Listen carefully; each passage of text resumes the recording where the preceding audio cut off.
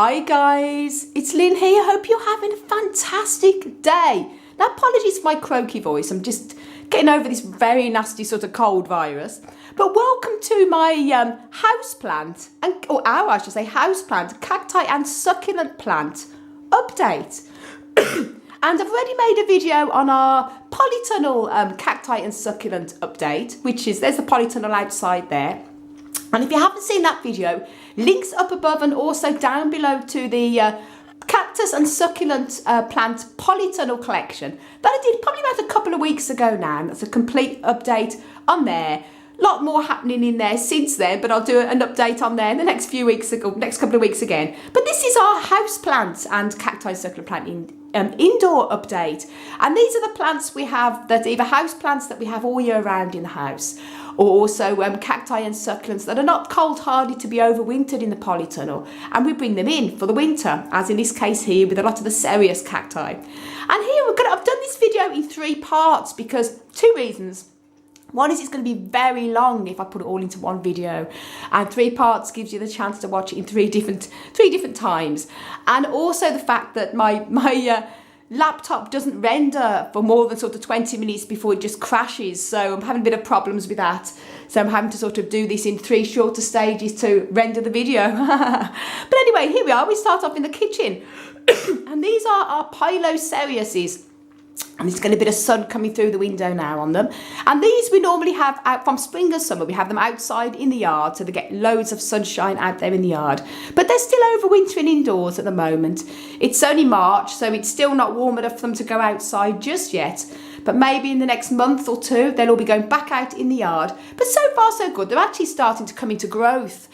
Which isn't particularly a good thing as such, because they're a little bit away from the window. They do get sun there, but they're a little bit too far from the window for my liking. They're purely here just to overwinter, cool and dry.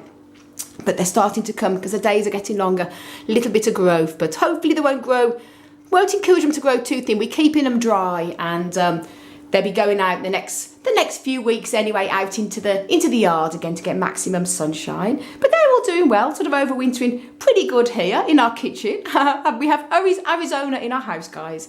Now then, we have some of our house plants here. This beautiful look at the leaves on this beautiful begonia. This is incredible, guys. Look at it there, I'll just show you. Apologies for the lighting because the sun's just coming through the window here and it might be a little bit bleached out, but hopefully you can see. This begonia here, I think it's a begonia picta, is absolutely packed with beautiful cold little blooms. Absolutely stunning. Look at that, guys. Really, really beautiful. And what is gorgeous about this begonia, apologies for my cough, the leaves are so beautiful, little spots on them. And we have a few begonias in our collection, and they all have really beautiful leaves, and they're sort of grown for their foliage rather than their flowers. The flowers are often nothing to sort of scream about, but they're still pretty anyway. But that is lovely to see. Lovely big cane begonia there, and packed with blooms, and loads of new little baby leaves forming, as you can see at the top there. So that's coming into very active growth. Now spring is almost here. Now here I have my pineapple propagations. These are the 2 that were from the mother plant. The mother plant sort of died back and I'm propagating them. And this was the one from the actual little pineapple top. And I did a video a few days ago on an update on this with all its roots. And as you can see, I'll just lift it out. Wonderful little roots there. So I'm going to be potting that up into soil and some in a little pot in the next few days. So stay tuned for when I do that. Now guys, this is our booby cactus, Matilio cactus geometrizans, Fucurio I'm not even going to pronounce it, but it's nicknamed the booby cactus for obvious reasons. And this is obviously our newest addition that we got the other day, and you may have seen the video for that. If not, check it out with the unboxing video, because this is an absolute beauty, guys. And once the weather warms up, we'll put it into the polytunnel again. And it's one that will always overwinter indoors because it's not a cold hardy one. But this one here is getting loads of sunshine here in a south facing window, so it's in a good position for it. Here we have a Pilocerius gunelli as well. It's lovely with its little arms. And I say all the cacti can be going into the polytunnel again when the weather starts to warm up, but that's doing well as well. Here I have some cuttings going on of coleus, rooting in water. Here we have another Euphorbia that's sending out little little sort of flower buds on there, tiny flowers and Euphorbia. This is one of the lovely ones that looks like almost with a candelabra effect. And this here is our air plant. Now this is obviously one of our air plants. It's a Tillandsia cacticola.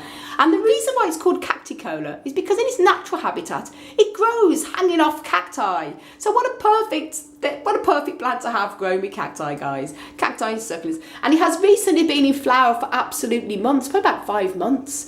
And the flowers are just starting to die off now. It's still got a few flower buds left, but it has been in flower for ages. And as you can see, this is the original plant here. And these are all the new pups coming out, because Tillandsias, commonly known as the air plants, regularly send out little plantlets and pups, and the mother plant eventually dies back and leaves the plantlets. So there's 2 here growing from the mother plant. Amazing. It's very happy there that it gets full sun, which this particular Tillandsia likes. And I'll just show you here, I hope that the lighting isn't the best, but just show you, hanging up in our window, we have a collection of a few different Tillandsias. Apologies for my cough, guys. Commonly known as the air plants. As you can see, a mixture of many different ones, Spanish moss and other different types of Tillandsias here.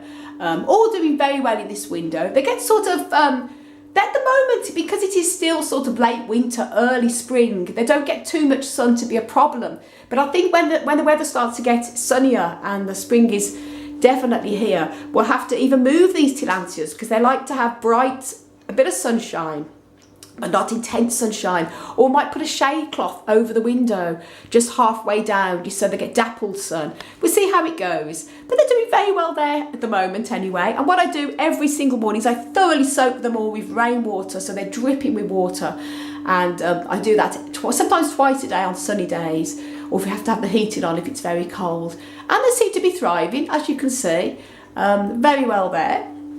Now here we have, this window here, this is our kitchen window, and we have mostly, Euphorbias. I say Euphorbia succulents are not cold hardy, so they do have to be overwintered indoors at a minimum of 10 to 12, sometimes 15 degrees Celsius, which is about 50 degrees Fahrenheit.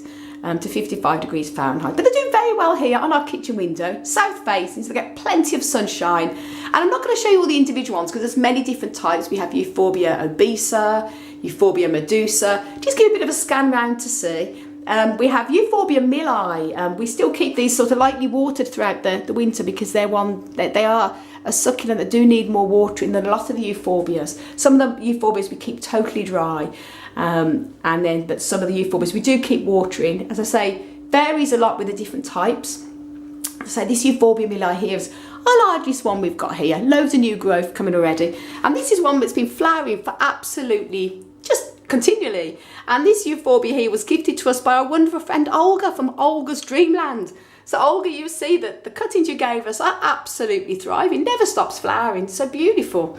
And then we have a little tiny a puncher here, Austrocylindra puncher, clavaroids in there. So we don't have just Euphorbias in this window, but mostly. Here we have Ripsalidopsis rosea, some cuttings in here, and a couple of little plants going on here. We also have some more Tillandsia air plants tucked away in between the Euphorbias as well. They do well there. And we make sure we put the Tillandsias on the Euphorbias that we do still keep lightly watered, so it's not going to hurt them at all.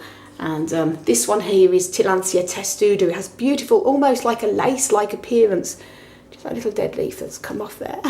Isn't it beautiful, guys? And there you go. They put the air plants on the little glass jars. They seem to do very well here.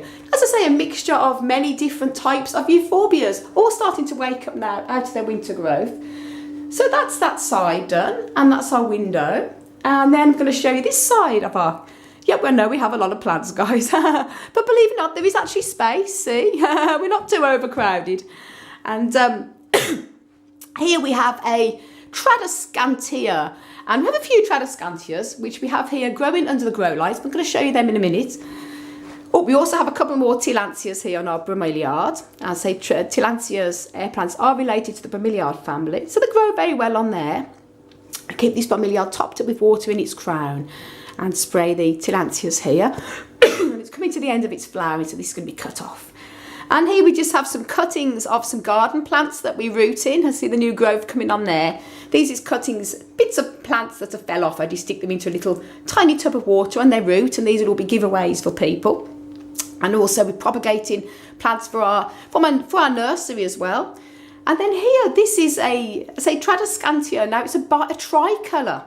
I'm not sure the exact variety. If anybody knows, let me know. But it is actually a Tradescantia, sort of, I call it the tricolour one. It has lovely pink coloration and little white stripes as well. Absolutely beautiful plant. And that's sort of sending out a lot of new growth. Here, excuse me guys. Here I have a Pilia peperomioids. And I absolutely adore this plant, guys. I have a crystal next to it, and it seems to be thriving. And this beautiful plant was gifted to us by our wonderful friend Nellie from Collection of Unseen Nature. And it was a tiny little plant that she gave us. And look at it now, it's thriving here. It's going to need to be repotted probably in the spring. Probably in the next few weeks, I think. But it's doing well now. And absolutely thriving here in the window. Lovely, lovely, beautiful, beautiful plants. And then here we have a Dahlia fern, lovely sort of hairy rhizome, aerial root rhizomes on there. As you can see, the nice little fur in us. We have two of them. We have another one in our living room, which I'm going to show you in a minute. This is doing very well. This is actually a cutting that our neighbour gave us, just a piece of the root, and it is just unbelievably thriving now. Here we have an Impatiens, not sure of the exact type, but it has beautiful little pink flowers in the summer. Here we have, this does look very much like a Pilia, but it's not. It's actually it is one of the peperomioidy ones. It's Peperomia polybotra, very similar in appearance, but it has much bigger leaves here. Another beautiful plant as well. And here we have, this is a Schefflera, and it's a cutting from my big mother Schefflera plant. That's is doing well. Loads of new little growth now. Spring is almost here. It's a funny time of year because it's not officially spring until we go through the 21st of March. But it's, to me, once I get into March, I think it feels like spring to me. But I know officially it's not, so I have to watch what I say. Late winter, early spring, I should say. But I can see so much growth coming on all the plants already. Oh, apologies for my croaky voice and cough, guys. Anyway, here I have my, this is a Euphorbia tiracali, nicknamed the pencil Euphorbia, because it resembles little pencils with its sticks. I'm commonly known as sticks on fire. When this is out in our yard in the summer, the edges of this amazing Euphorbia go a little bit red, so it gives it like a lovely red appearance. But it's amazing. Look at that, guys. And to show you, I don't think I've mentioned my other Euphorbia here. This is Euphorbia triangularis. That's sort of hiding in the background there, but that's going to be going outside in the yard as well in the spring. Now then, guys, to show you, that's our minimum and maximum thermometer. It's 49 degrees in the polytunnel. We have a temperature outside, so we know we can keep an eye on what it is in the polytunnel. It's really handy, this, an outdoor and indoor thermometer. Now, these are our Tradescantias. Now, first we have our little begonias here. We have them growing under the grow lights. These grow lights are great, guys. And they're only sort of, I mean, they only get, that's so easy just to put anywhere around the house. They're very movable, very mobile. And they're good to put in corners where there's no windows. I'll just show you here. Our window ends sort of here, and we don't get any light, natural. We do get some light coming across, as you can see, but not enough light. So their grow lights mimic sunshine coming through.